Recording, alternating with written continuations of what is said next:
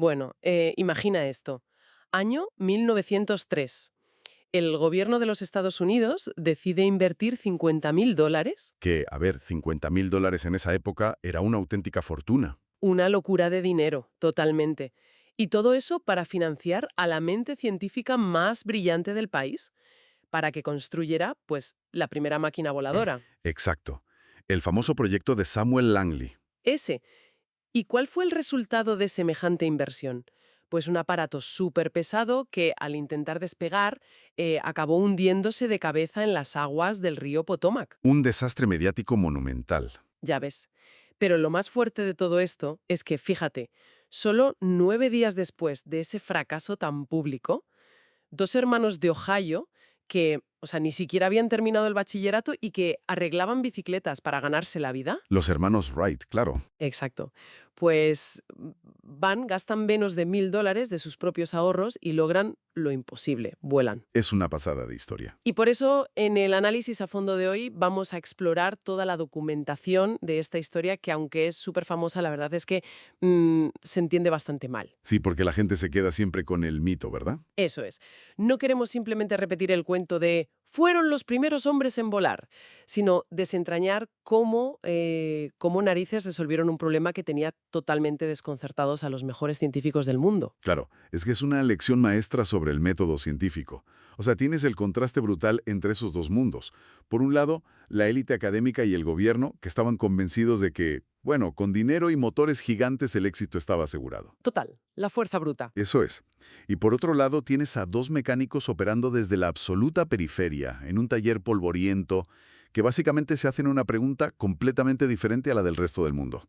Y eso es súper inspirador para quienes nos escuchan, ¿no? Entender que, a veces, para lograr avances que parecen imposibles, el secreto no es tener más dinero o mejor tecnología, sino plantear la pregunta adecuada. Totalmente. Cambiar de paradigma. Pero, a ver, para entender cómo lo lograron, creo que primero tenemos que hablar de por qué todos los demás, incluidos los súper expertos, fracasaban tanto. Sí, es fundamental. Hay que situarse a finales del siglo XIX.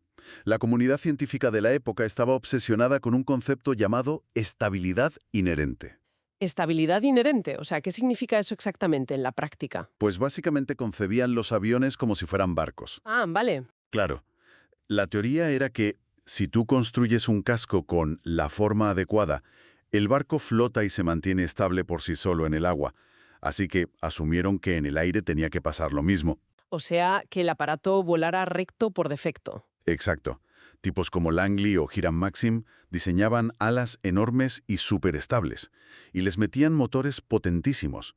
Creían que el piloto era poco más que un pasajero glorificado, alguien que solo tocaba una palanca para subir o bajar un poco y ya está. Madre mía.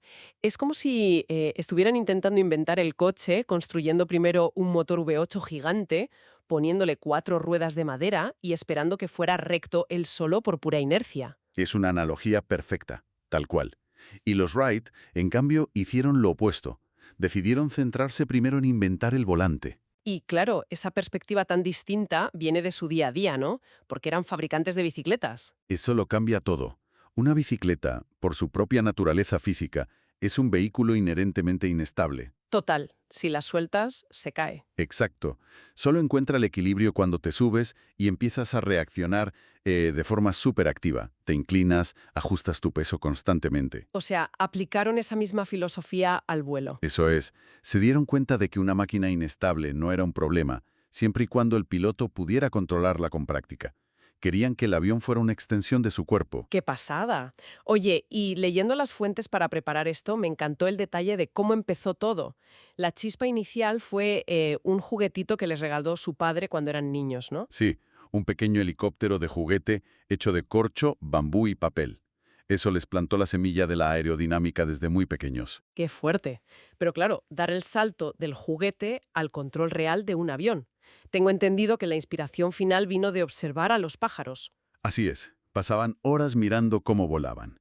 Y Wilbur se dio cuenta de algo clave. Un pájaro no gira en el aire usando la cola como si fuera el timón de un barco. Claro, porque eso sería súper lento y torpe. Exacto. Cuando un pájaro quiere girar, digamos, a la izquierda, lo que hace es cambiar el ángulo de la punta de su ala derecha. La eleva y así se inclina hacia el giro. igual que cuando te inclinas en una bici para tomar una curva. Vale, pero el reto ahí es brutal. O sea, un pájaro tiene plumas y músculos. ¿Cómo trasladas eso a un trasto de madera y tela? Pues, y aquí viene el momento ajá más mundano de la historia, la solución se le ocurrió a Wilbur en la tienda de bicis. Estaba atendiendo a un cliente y sin darse cuenta estaba jugando con una caja de cartón. ¿Una caja normal y corriente? Sí, una cajita alargada donde venían las cámaras de aire de las ruedas. Empezó a retorcer los extremos de la caja en direcciones opuestas. Ah, claro, la caja no se rompe, pero se deforma. Exacto. Mantenía la estructura general, pero las superficies cambiaban de ángulo en las puntas. En ese instante lo vio clarísimo. Si podían construir unas alas biplanas y retorcerlas así, tirando de unos cables, podrían cambiar el ángulo contra el viento. ¡Wow! Y ahí nace el famoso concepto del alabeo, ¿verdad? Eso es, el wing warping o alabeo. Fue la pieza fundacional del control lateral. Bueno, tener esa idea del volante está genial en papel, pero a la hora de probarlo, la realidad les pegó un buen tortazo. Se fueron a Kitty Hawk, en Carolina del Norte. Sí, fueron allí porque la oficina meteorológica les dijo que había vientos constantes y arena blanda para, bueno, amortiguar las caídas. Menos mal lo de la arena, porque en 1901 llegan allí con un planeador diseñado meticulosamente, siguiendo todas las matemáticas de los expertos. Y fue un desastre, ¿no? Un fracaso absoluto. De hecho, casi tiran la toalla. Habían usado una ecuación centenaria que todo el mundo usaba, basada en el coeficiente de Smithson. Espera, ¿qué es exactamente ese coeficiente? Suena súper técnico. Básicamente, era un número fijo, una constante que te decía cuánta presión ejerce el viento sobre una superficie. Con eso calculabas cómo de grandes tenían que ser las alas para levantar tu peso. Vale. ¿Y qué pasó cuando lo probaron? Pues que el planeador generaba apenas un tercio de la sustentación que habían calculado. Se iba directo al suelo. Madre mía. Pero es que además, cuando conseguían planear un poco e intentaban usar el alabeo para girar, el aparato hacía algo rarísimo. Lo de la guiñada adversa. Uy, sí. Eso era terrorífico. Es pura física. Imagina que retuerces el ala derecha hacia abajo para subirla e inclinarte a la izquierda. Vale, el ala sube. Sube, pero como está más expuesta al viento, también genera mucha más resistencia. De repente, actúa como un paracaídas. Ostras. Frena todo ese lado del avión de golpe. Exactamente. Entonces tú intentas girar a la izquierda, el avión se inclina, pero como el ala derecha se frena en seco, el morro gira violentamente hacia la derecha, pierdes velocidad y te estrellas. Qué pesadilla. No me extraña que Wilbur, después de esto, volviera a Ohio deprimidísimo. Llegó a decir en el tren que el ser humano no volaría en 1000 años. Y quien no lo pensaría en ese momento, la verdad. Ya. Pero aquí hay algo que me fascina. A ver, dos tipos sin título universitario se estrellan una y otra vez. Lo lógico es pensar, vale, no somos ingenieros, lo hemos calculado mal. Claro, dudar de uno mismo. Pero no. Tienen la inmensa arrogancia intelectual de plantarse y decir, oye, que igual la ecuación científica que lleva 100 años usándose está mal. ¿Cómo es posible tener esa seguridad? Es que esa es la magia de los Wright. Tenían, por un lado, una humildad brutal ante lo que les decía la naturaleza en la playa, y por otro, una arrogancia total ante el dogma académico. Totalmente. Como sospechaban del coeficiente de Smithson, dejaron las pruebas peligrosas y se metieron en la trastienda de su taller. Dijeron, vamos a interrogar a la naturaleza nosotros mismos. Y construyeron un túnel de viento. Un túnel de viento que, ojo, estaba hecho literalmente de chatarra. Una caja de madera de casi 2 metros y un ventilador enganchado al motor de afilar herramientas. Tal cual. Pero lo increíble no era la caja, eran los instrumentos que metieron dentro. Fabricaron unas balanzas con radios de bicicleta y hojas de sierra. ¡Qué inventiva, de verdad! Eran instrumentos milimétricos. Probaron más de 200 alas de chapa en miniatura. Y claro, descubrieron la verdad empírica. El coeficiente de Smithson no era 0,0054 como creía todo el mundo.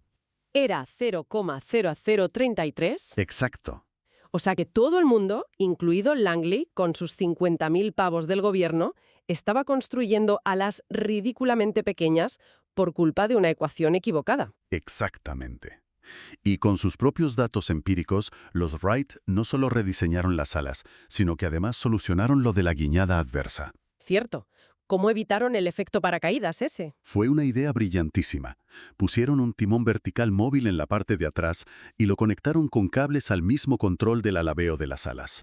Ah, o sea que iban sincronizados. Exacto. Cuando movías las caderas para retorcer las alas, el timón giraba automáticamente lo justo para compensar esa resistencia, y así el morro siempre apuntaba a donde debía. O sea, 1902, vuelven a Kitty Hawk y, esta vez sí, el planeador obedece a la perfección.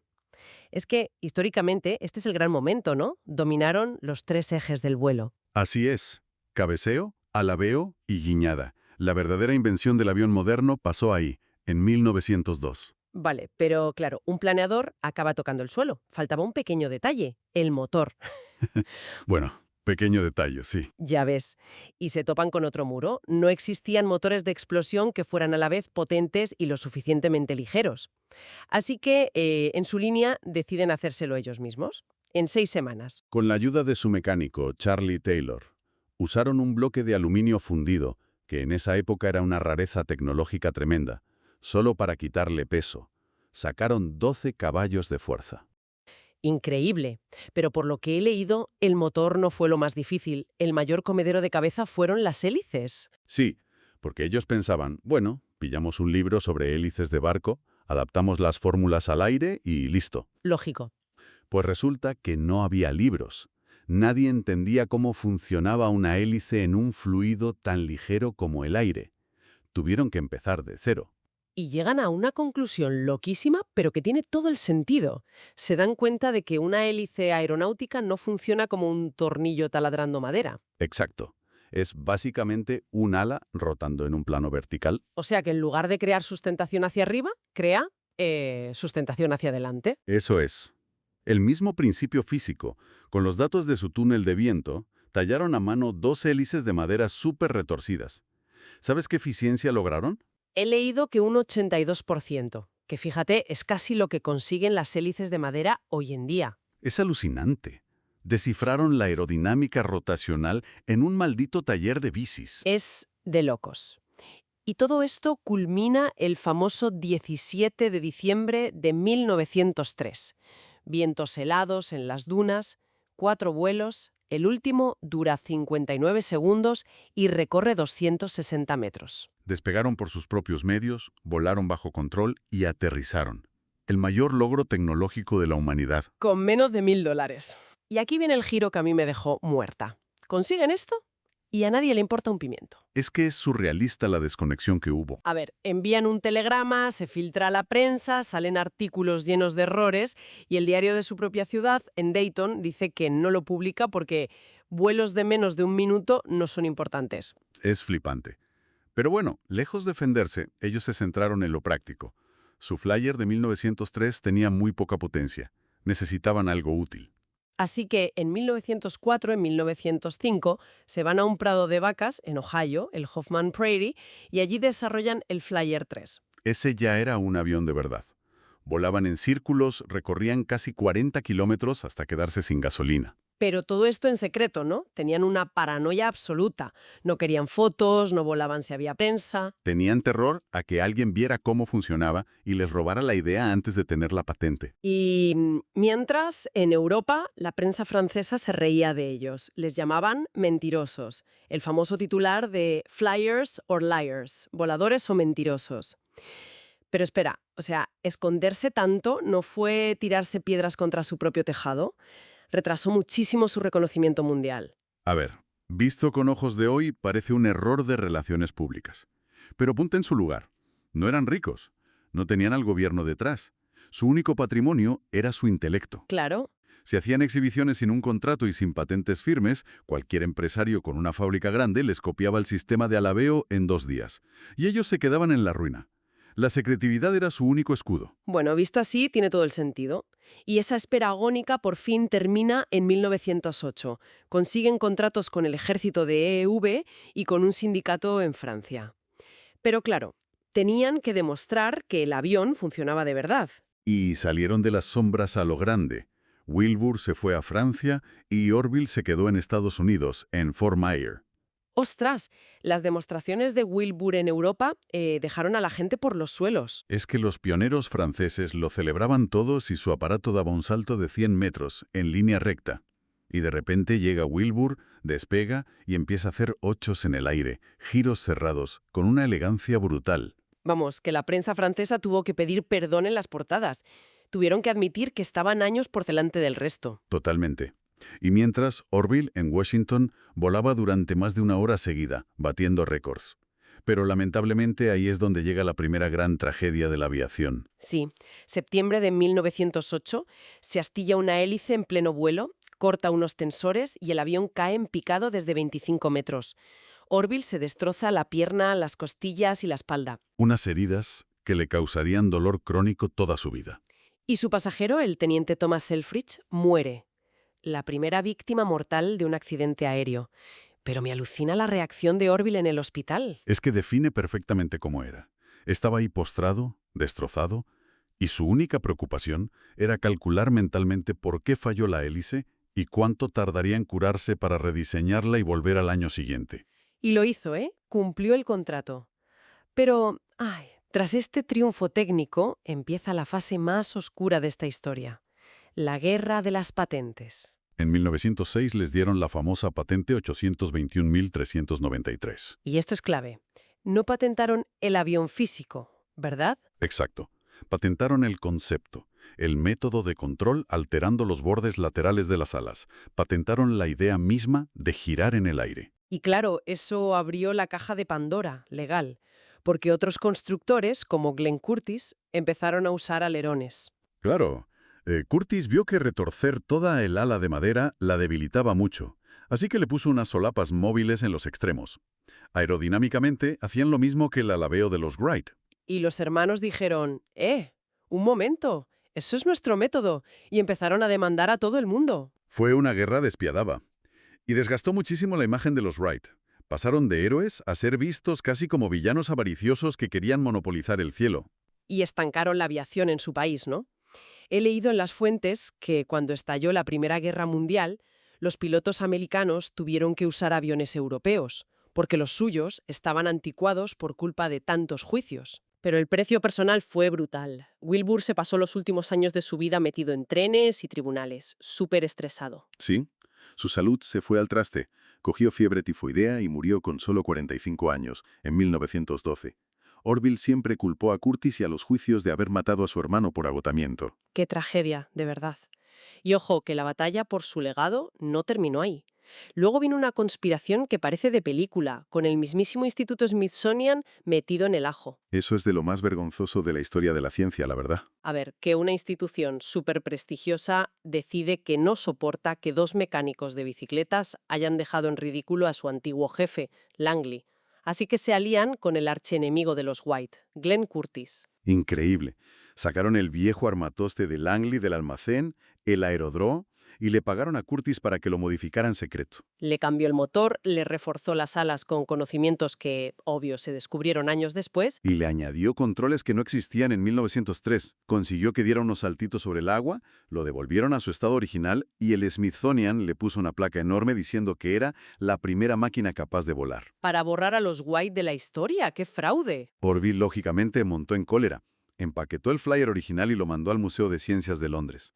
Dijo que no volvía a Estados Unidos hasta que el Smithsonian confesara sus mentiras públicamente. Y tardaron décadas. Hasta 1942 no publicaron una disculpa formal reconociendo a los Wright. El avión por fin volvió en el 48. Aunque es súper triste que Orville muriera de un infarto unos meses antes de que lo expusieran en Washington. Nunca lo vio en su sitio. Ya ves. Al menos vivió lo suficiente para ver cómo su invento cambiaba el mundo.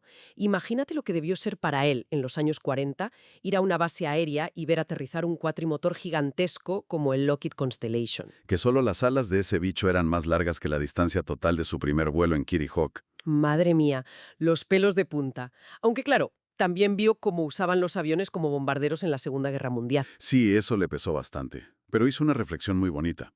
Comparó el avión con el fuego. Qué buena metáfora. Decía que el fuego ha quemado ciudades enteras, pero que aprender a controlarlo era esencial para que la humanidad avanzara. Y con el avión, pues lo mismo. Totalmente de acuerdo. Oye, si miras todo lo que hemos comentado, la clave del éxito de estos dos hermanos fue una mezcla rarísima. Tuvieron la humildad de asumir sus fracasos y desechar meses de trabajo pero a la vez, A la vez tuvieron la arrogancia absoluta de mandar a paseo a la élite científica, tachar una fórmula centenaria y fiarse de su propio instinto y de un túnel de viento hecho de basura. Exacto. Demostraron que la innovación no siempre está en los grandes presupuestos, sino en abordar los problemas desde la periferia. Sustituir la fuerza bruta por la elegancia del control. Ese es su legado real. Y fíjate si ese legado es enorme, que un trocito de la madera y la tela de su flyer original viajó a la Luna en el bolsillo del Neil Armstrong en la misión Apolo 11. Y ahora mismo hay otro pedazo pegado al helicóptero Ingenuity en Marte. En el Wright Brothers Field, nada menos, de un tallercito en Ohio a sobrevolar cráteres marcianos. Una locura. Es la prueba de hasta dónde te puede llevar cambiar la pregunta que todo el mundo se hace. Totalmente. Y esto me deja pensando en algo, para quienes nos escuchan.